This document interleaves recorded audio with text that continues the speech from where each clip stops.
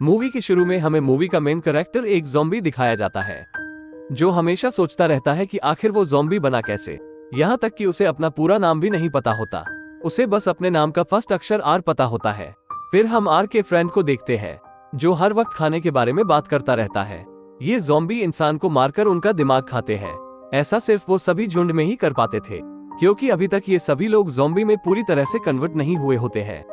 उनमें कहीं ना कहीं इंसानियत बची होती है, लेकिन कुछ ज़ॉम्बीज ऐसे थे जो पूरी तरह से ज़ॉम्बी बन चुके थे और उनकी हड्डियां भी दिखाई देती है, जिस कारण से हम इन्हें बोन्स बोलते हैं। तो मूवी में हम एक बहुत बड़ी दीवार देखते हैं जिसके एक तरफ इंसान रहते हैं तो दूसरी तरफ ज़ॉम्बीज रहते हैं। एक दिन इंसान अपनी जरूरत का सामान व दवाई लेने के लिए दीवार के दूसरी साइड जाते हैं जो ज़ॉम्बी का इलाका है। यह इंसान सबसे पहले एक मेडिकल स्टोर में जाते हैं। ये सभी जरूरत का सामान इकट्ठा कर ही रहे होते हैं कि तभी वहां पर ज़ॉम्बी अटैक कर देते हैं।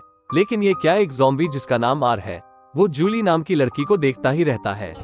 जैसे आर को जूली से प्यार हो गया हो, उसे एक इंसान मारने ही वाला होता है कि तभी आर उसे मारकर उसका दिमाग खा जाता है। दरअसल वो जूली का बॉयफ्रेंड था। अब आर के अंदर भी जूली के बॉयफ्रेंड की कुछ यादें आ जाती हैं। वो जूली को ना मारकर उसके फेस पर खून लगा देता है ताकि और ज़ॉम्बी उसे पहचान ना सके। फिर वह अपने साथ उसे एक हवाई जहाज में ले जाता है। जहाज के अंदर जूली को आर से बहुत डर लगता है। तभी आर उसके बॉयफ्रेंड के दिमाग को खाने लगता है जो उसने बचा कर रखा था। उसे खाने के बाद आर के अंदर जूली के बॉयफ्रेंड की और कुछ बातें याद आ जाती है। वही जूली पूरी तरह से डरी होती है। वो कैसे ना कैसे करके यहाँ से भागना चाहती थी। अगली सुबह जूली आर को खाना लाने के लिए भेजती है। मौका पाते ही वो वहाँ से भागने लगती है। बाहर जूली बहुत सारे ज़ॉम्बीज को देखती है, जिसके बाद वो जहाज के टायर के पीछे छुप जाती है। तभी वहाँ पर आर भी आ जाता है और वो उसके फेस पर खून लगा देता है और फिर दोनों ही ज़ॉम्बी की तरह चलते हैं, जिससे किसी भी ज़ॉम्बी को शक नहीं होता। जूली दोबारा से आर के साथ इस जहाज में आ जाती है। खाना खाते हुए जूली आर को बोलती है मुझे घर जाना है। लेकिन आर उसे बोलता है कि बाहर अभी भी ज़ॉम्बीज है। जब सभी ज़ॉम्बीज इधर उधर हो जाए तब तुम यहाँ से चले जाना। धीरे धीरे करके जूली भी आर के साथ घुलने मिलने लगती है, जैसे कि उसको प्यार हो गया हो। और उसी दिन आर का दिल पहली बार धड़कता है। कुछ दिन बाद आर का दोस्त मिस्टर एम को उसके ऊपर शक होता है, जिस कारण से मिस्टर एम उसे किसी दिन पकड़ लेता है, लेकिन आर उसे धक्का देकर गिरा देता है। तभी वहां पर 3 बोन्स आ जाते हैं, जिसके बाद मिस्टर एम उन बोन्स को अपनी गाड़ी से कुचल देता है और फिर उन दोनों को वहां से एक गाड़ी के पास लेकर आता है ताकि वो गाड़ी को लेकर वहां से भाग सके। लेकिन उस गाड़ी के पास और भी ज़ॉम्बीज आ जाते हैं। सभी ज़ॉम्बी आर के हाथ में जूली का हाथ देखकर समझ जाते हैं। औरत का चक्कर बाबू भैया, औरत का चक्कर। जिसके बाद वो जूली को कोई नुकसान नहीं पहुंचाते। वो गाड़ी लेकर एक खाली घर में रात रुकते हैं। रात के समय जूली अपने पिता जर्नल को देखती है कि जर्नल उसे ढूंढने के लिए आया है। रात को आर जूली को बताता है कि उसने ही उसके बॉयफ्रेंड को मारा था, लेकिन जूली उसकी बातों को इग्नोर करती है। फिर आर एक सुंदर सा सपना देखता है। जब वो सुबह उठता है तो उसे पता चलता है कि जूली उसे छोड़कर जा चुकी होती है। आर सोचता है कि शायद जूली उसकी बातों का बुरा मान गई है। आर दुखी होकर बाहर घूम ही रहा होता है कि तभी वहां बारिश आ जाती है। बारिश में आर को ठंड लगने लगती है, लेकिन हैरानी की बात तो यह है कि ज़ॉम्बी को तो गर्म ठंडे के बारे में कुछ पता ही नहीं होता है। यहाँ पर हम एक चीज और नोटिस करते हैं कि आर पहले के मुकाबले अब ज्यादा स्पीड में चल पा रहा है।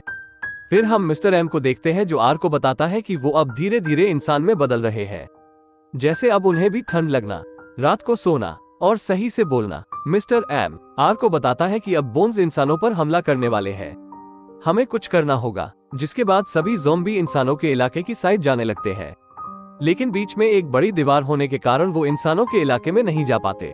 जूली के बॉयफ्रेंड के दिमाग को खाने की वजह से आर को शाम को एक रास्ते के बारे में याद आता है, जिसके बाद वो अकेला ही इंसानों के इलाके में चला जाता है।